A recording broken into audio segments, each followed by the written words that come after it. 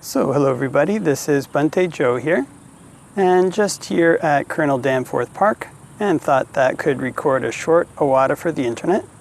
So can start with maybe a little bit of meditation. So can start by leaning forward a bit and arching the back, and looking about 3 feet in front, and closing our eyes. And can spread thoughts of goodwill, wishing may all beings to my right be happy and at ease. May they put in place the causes necessary to be happy and at ease. And we can make our minds infinite, can make them unbounded, all the way to the ends of the universe and beyond. In every dimension, may all beings to my right be happy and at ease.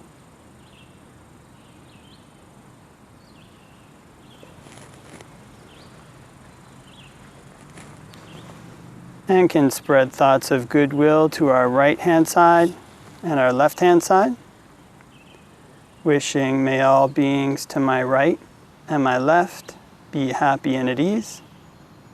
May they put in place the causes necessary to be happy and at ease. And can make the mind infinite, can make it unbounded, all the way to the ends of the universe and beyond. In every dimension, may all beings to the right and left be happy and at ease.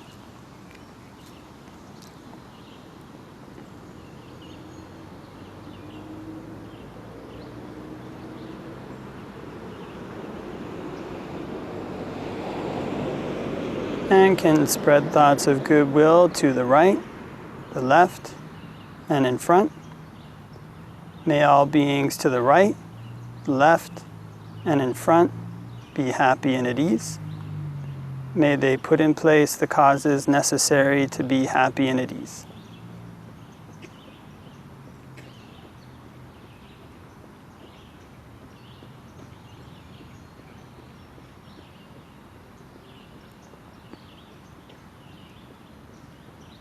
And can spread thoughts of goodwill to the right, the left, in front, and behind, in all 4 directions. May all beings in all 4 directions be happy and at ease. May they put in place the causes necessary to be happy and at ease.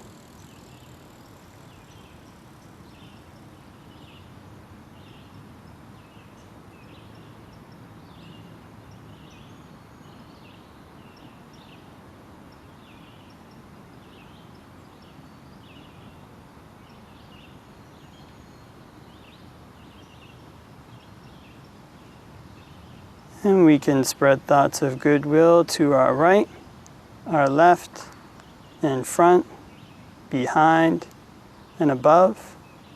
May all beings to my right, my left, in front, behind, and above be happy and at ease. May they put in place the causes necessary to be happy and at ease.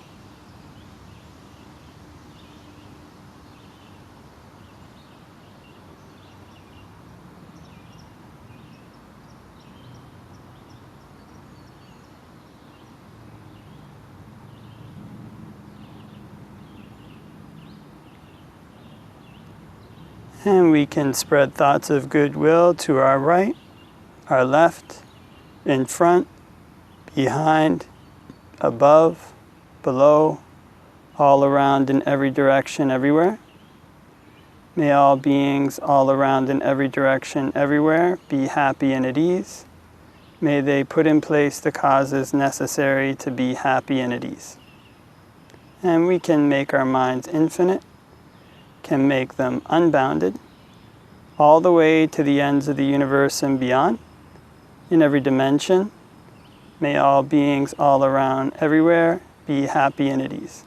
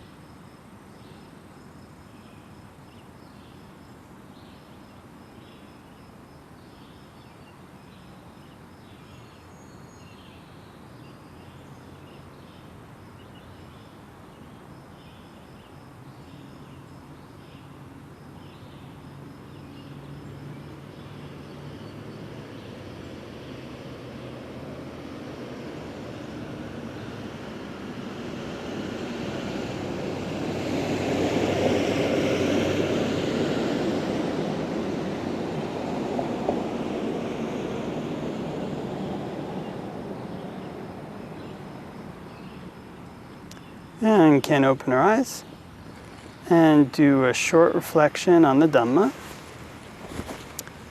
Namo tassa bhagavato arahato samma sambuddhassa. Namo tassa bhagavato arahato samma sambuddhassa. Namo tassa bhagavato arahato samma sambuddhassa.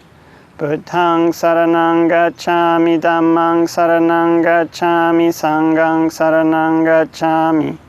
Tatiyampi Buddhaṃ saranang gacchāmi, Tatiyampi Dhammāṃ saranang gacchāmi, Tatiyampi Sanghaṃ saranang gacchāmi.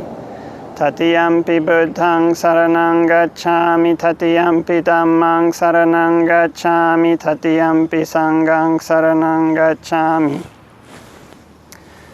So, hello everybody, and hope that everybody is well, wherever they may be in the world. And here in Canada today, it's very sunny. It's kind of a summer day, and a lovely day outside. And yeah, it's very nice to get out. Lots of people around, kind of in the parks here. This is kind of a park that is frequented by many. It's kind of people walking by, walking their dogs, this kind of thing. And there's kind of nice trees for shade and this type of thing as well. And so it's been a kind of nice summer. Summer is the season in Canada between winter time and the time of Vasa, when monks can't travel around. A lot of senior monks actually come through the Toronto area. And this is kind of a very large blessing. It's kind of, a very wonderful thing. And one of the things that the Buddha teaches about is that basically, if you find people who are better than you at something, then, this is a real blessing. It's called the sevana chabalanang, panditanancha sevana. That's one of the highest blessings. Pandita means wise person. Sevana means associating. So associating with the wise person, you become like the person you associate. And this is one of the reasons why the Buddha set up the training for monks as an apprenticeship. So you have to, when you want to become a monk, you have to go and live with a teacher for 5 years at a minimum. Kind of one teacher or another, you always have to be living under somebody. And this is because in living under them, you don't just pick up information, but you also pick up their habits. Kind of they, as the senior person, they have quite a lot of, they have control over the monastery or whatever. The formal relationship is that they have kind of like a father type relationship to you. And so because of that, they have the ability to mold your habits. They have the ability to kind of mold your character. And just by associating with them in that way, learning to think the way that they think, learning to operate in the ways that they teach, then you gain a body of habits, which is kind of much more important than just the knowledge that's in books. It's a whole different levels, seeing the way that they interact with people, seeing the way that they handle problems, seeing the way that they interact with you in different situations, helps to kind of change a person's character, helps to change it for the better. This is kind of a little different than in the West. I remember when being young and growing up, and kind of, this kind of previously there's a lot of apprenticeships in Western culture, and there's a lot of good things about Western education, obviously, for sure. But I remember being young, and there was a very strong ethos of kind of like competition. It's kind of you want to compete with people to become the best. You become the best, you get the kind of blue ribbon. And, it's kind of of course, this, if everybody plays fair, this can be a good thing. But if the ethos of competition becomes such, and some people cheat to try to become the best. But in any event, what tends to happen when people compete is that they want somebody else to do worse than they do. They want that person not to do as well as they do. But the Buddhist teaching is almost kind of an opposite thing. You want to be surrounded by people who are better than you. One of the reasons for this is that wholesome qualities, unlike worldly things, there's only so many spots for promotion, say, so people have to fight for that and don't want other people to do as well as them to get the promotion. But when it comes to training the mind in wholesome qualities, actually the more that another person has, the more it helps you have. The more that you have, the more that another person helps another person have. So in other words, the development of the mind goes in a whole different way than the development, or goes in a very different way than the development of the material world, which is why the Buddha says, the path to gains goes one way, the path to nibbana goes another. So the wise person then should put gains aside and cultivate seclusion instead. And one of the things he also says is that, there's very strong recommendations to go alone, at times kind of be secluded for the sake of training the mind. But there's an exception to that. He says if you find somebody you're equal or better, then kind of go along with them. Kind of, train yourself to go with that person who's better than you, to be happy that you found this person better than you. And if it's a formal relationship, like somebody who's a teacher, then to allow them to correct you, to regard somebody who points out your flaws as somebody who points out hidden treasure, something that might not have seen but now have the opportunity to change. And all of this can become a kind of joyful thing, because what people who've become skilled in the Dhamma embody is, what they embody is kind of a set of principles that leads to happiness. And you have these senior monks, the monks who come through, various monks who come to teach, being around them, seeing the way that they teach, receiving advice from them. They're giving advice on how to find happiness. And they embody, if they've trained their mind, when you find monks who've trained their minds well, they embody that happiness. You can see they're kind of, very happy people. Being around them, they help other people as well, to their presence. And so this is one of the interesting things, this kind of desire to find people who are better.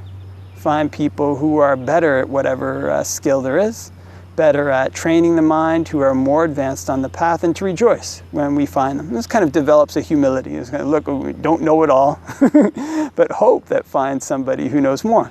Because if I did, then I could benefit from their presence. This kind of thing gives happiness in a lot of ways. On the one hand, it gives happiness because being around this person, we learn to develop the skills for happiness. On the other hand, it also gives happiness because it generates this kind of humility, this kind of being low to the ground. When we learn to raise other things up above us, then the world starts to seem like a brighter place. When we're kind of competing and other things are below us, then everything seems like not so good. And we look up to things, we respect things, we respect people, then just naturally the mind inclines towards seeing brightness.